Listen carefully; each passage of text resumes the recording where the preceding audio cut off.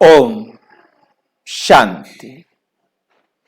शिव जयंती सर्व मनुष्यों की जयंती है। कैसे?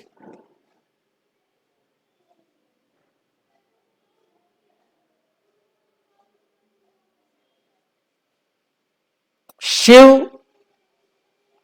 किसे कहा जाता है? कल्याणकारी को, जो सारे संसार का कल्याण करने वाला है। उसका जन्म, जयंती अर्थात जन्म, परमपिता परमात्मा शिव का जन्म।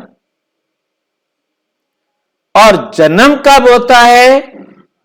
जब वो तन में, शरीर में प्रवेश करे। जब तक परमात्मा शरीर में प्रवेश न करे या कोई भी आत्मा शरीर में प्रवेश न करे, तब तक जन्म नहीं हो सकता। अब परमात्मा शिव कब और कैसे शरीर में प्रवेश करता है, कैसे सर्व मनुष्यों की जयंती होती है, इस बात को बहुत ध्यान से समझने का प्रयास करना है। सबसे पहली बात यह समझनी है कि शिव कौन है। आज तक हम समझते आए थे कि शिव और शंकर एक हैं। आज हम थोड़ा ध्यान से देखेंगे कि ये दोनों क्या एक हैं। हम इन दोनों को एक समझते थे। पहले हम इनमें अंतर देखेंगे कि शिव एक अशरीरी, निराकार, ज्योति स्वरूप परमात्मा का यादगार है।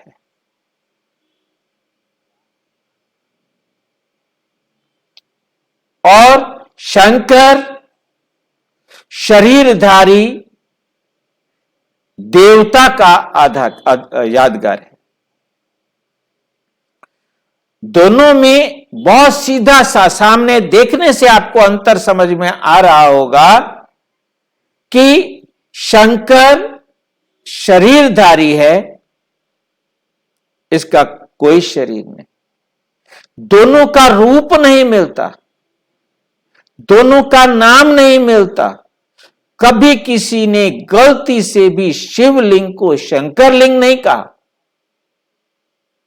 शिव जयंती को शंकर जयंती नहीं कहा, शिव आलय को शंकर आलय नहीं कहा, शिवरात्रि को शंकर रात्रि नहीं कहा।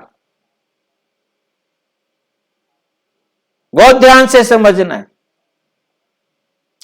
दोनों का रूप अलग, दोनों का नाम अलग, दोनों का काम अलग। शंकर का तीसरा नेत्र खिलता तो विनाश, और शिव सदा शिव, सदा कल्याणकारी।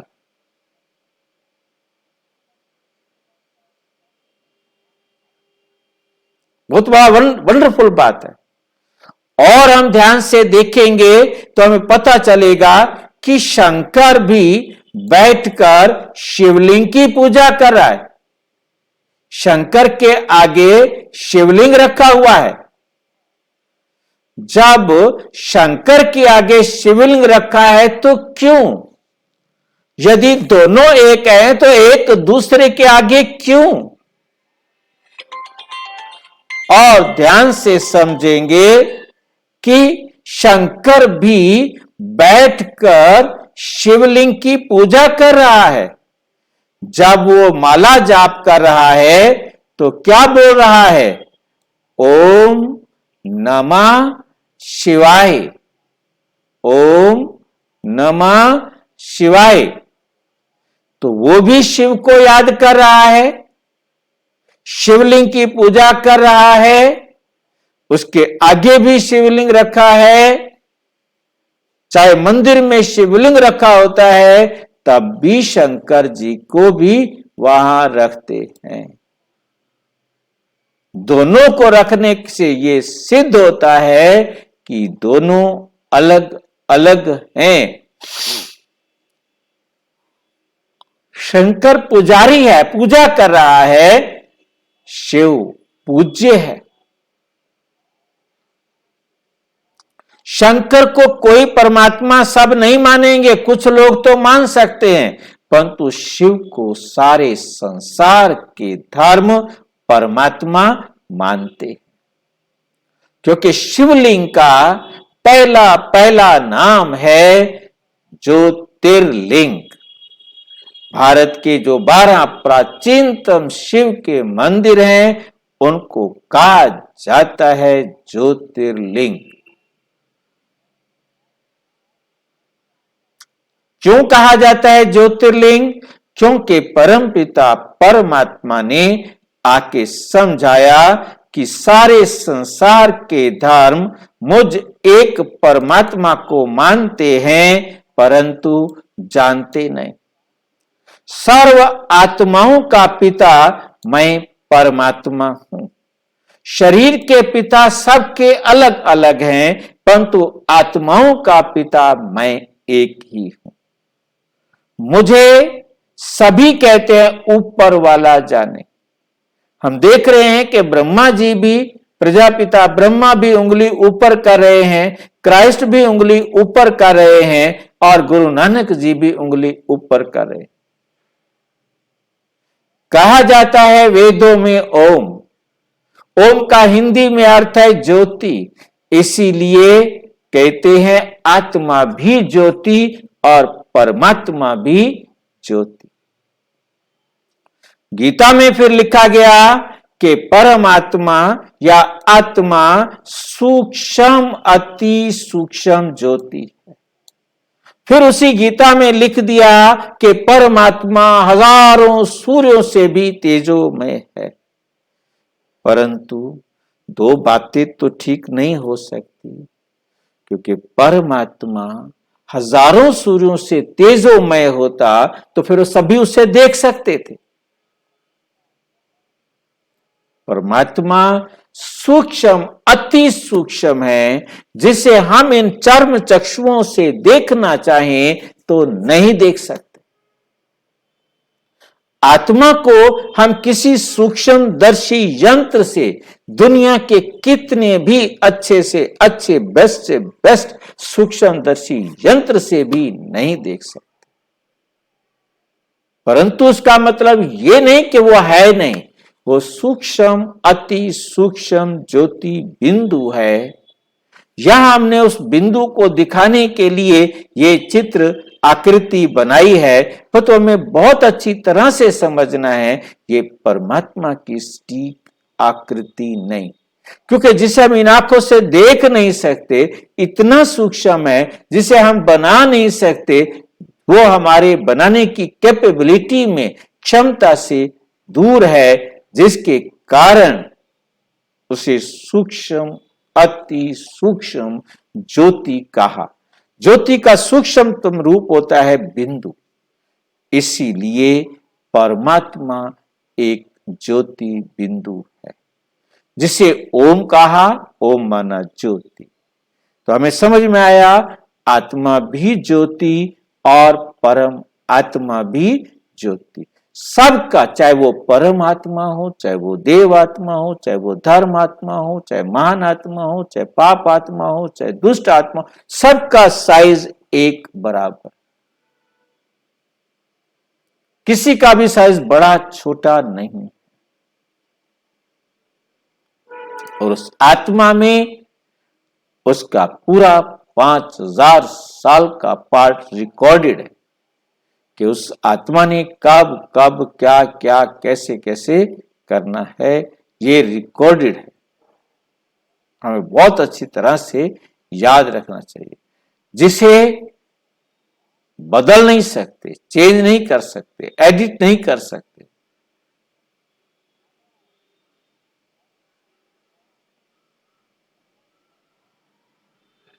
उसका ध्यान करते हुए दिखाया है देवी देवताओं को, धर्म पिताओं को। परमात्मा से डायरेक्ट ज्ञान लेकर सारे संसार के अंधेरे को दूर करने वाला। हम सब आत्माएं उनके बच्चे। तो ये तो था परमात्मा को सब याद करते हैं, सब ध्यान ऊपर लगाते हैं। और दूसरा है पक्ष इसका कि राम ने रामेश्वरम में शिवलिंग की पूजा की, शंकर जी भी शिवलिंग की पूजा कर रहे हैं, कृष्ण भी शिवलिंग की पूजा कर रहा है, 33 करोड़ देवी देवताएं शिवलिंग की पूजा कर रहे हैं। जिन्होंने शरीर धारण कर लिया वो परमात्मा नहीं हो सकते। तो सबसे पहला मंदिर राजा विक्रमादित्य के द्वारा सोमनाथ का बनता है, जहां डायमंड रखा गया राजा विक्रमादित्य के द्वारा। क्यों रखा? क्योंकि परमात्मा एक ज्योति है, ये उसका यादगार है, इसलिए वहां डायमंड रखा कि ये जब तक रहेगा तब तक चमकता रहेगा। यदि कोई ज्योति रखी जाती तो वो एक दिन जलती, 2 दिन जलती, आखिर बुझ जाती। इसलिए वहां पर डायमंड रखा गया, जिसके स्थान पर बाद के लोग कहां से, उन्होंने तो उसको डायमंड को गॉड मान लिया भक्तों ने। तो आप डायमंड कहां से लाए? तो उन्होंने गोल पत्थर रखा जो नेचुरल मिला और उसका नाम ज्योतिर्लिंग रख दिया। इसलिए प्राचीनतम मंदिर 12 जो द्वादश हैं उनको ज्योतिर्लिंग कहा जाता है। बाद में इसका नाम शिवलिंग रखा क्योंकि परमात्मा कल्याणकारी है, ये उसका यादगार है।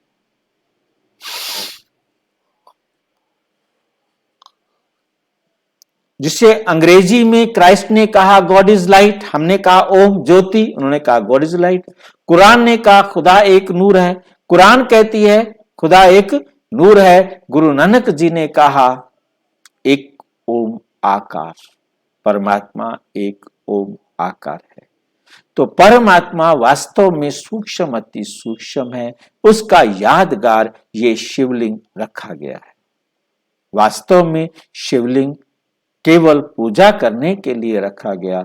सच्चाई ये है कि परमात्मा को हम किसी भी सूक्ष्मदर्शी यंत्र से देख नहीं सकते, परंतु शरीर में हम उसे पहचान सकते हैं, क्योंकि हम सब के पास शरीर की पहचान है। तो हमें स्पष्ट हुआ कि शिव अलग है, जिसे सारे संसार के धर्म परमात्मा मानते हैं, परंतु शंकर अलग है, वो एक पुजारी है। तो 3 भगत है, 3 प्रकार से हम देखते हैं इसको।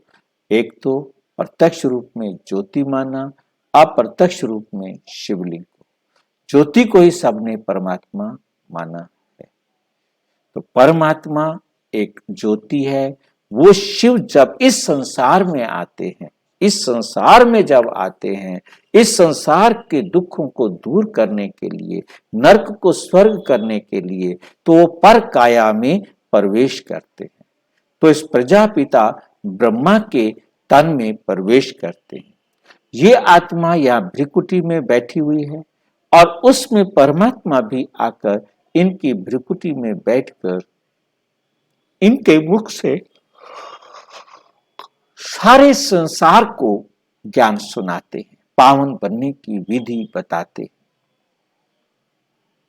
क्योंकि परमात्मा ने प्रवेश किया इस तन में तो हुआ जन्म, इसलिए शिव अवतरण कहते हैं, शिव का अवतार हुआ।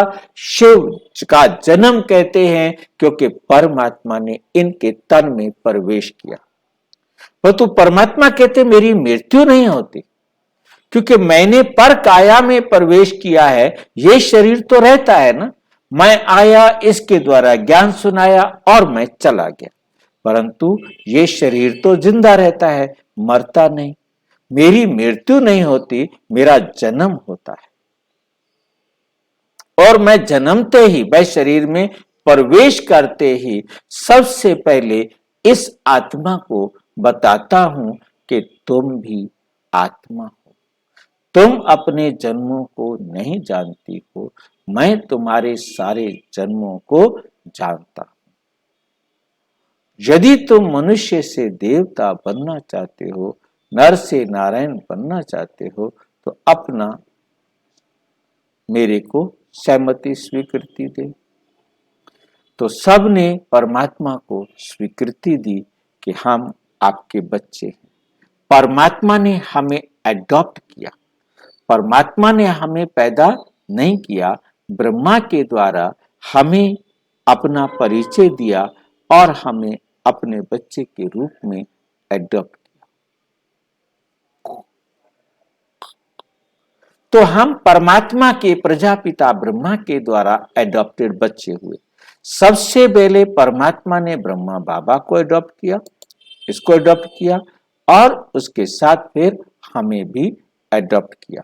सारे संसार की आत्माओं को एडॉप्ट करते हैं। तो परमात्मा के हम बच्चे हुए।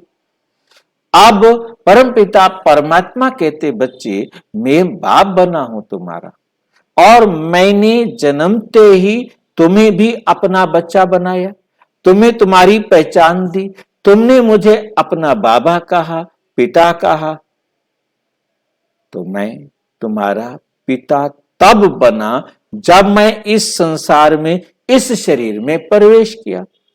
इस शरीर में प्रवेश करके इसको भी एडॉप्ट किया और तुम्हें भी एडॉप्ट किया। तो तुम्हारे एडॉप्शन के साथ जैसे ही तुमने कहा बाबा, तो आपका जन्म हो गया। मैंने कहा बच्चे, जन्म हो गया, बच्चे बन गए। इसी प्रकार सारे संसार की आत्माओं को मैं आकर एडॉप्ट करता हूं। मेरा आना 100 साल के लिए होता है। मैं आकर सारे संसार की आत्माओं को एडॉप्ट करता हूं, प्रत्यक्ष भी और परोक्ष भी। तो हम सबको जब परमात्मा आए, हमारा भी जन्म हुआ, परमात्मा का भी जन्म हुआ। क्योंकि बाप तब बनता है जब बच्चा बने। बच्चा पैदा हुआ तो कहते बाप बन गए। तो शिव बाबा बना हम सब बच्चों का। तो शिव जयंती हमारी भी जयंती, और हमारे पिता परमात्मा शिव बाबा की भी जयंती। और अच्छी तरह से समझना हो तो प्रजापिता ब्रह्मा कुमारी ईश्वरीय विश्वविद्यालय के किसी भी सेवा केंद्र पर संपर्क करें। और यदि कोई प्रश्न हो तो 9213106986 पर केवल टेलीग्राम करें। 9650692270 पर केवल व्हाट्सएप करें, फोन नहीं। ओम शांति।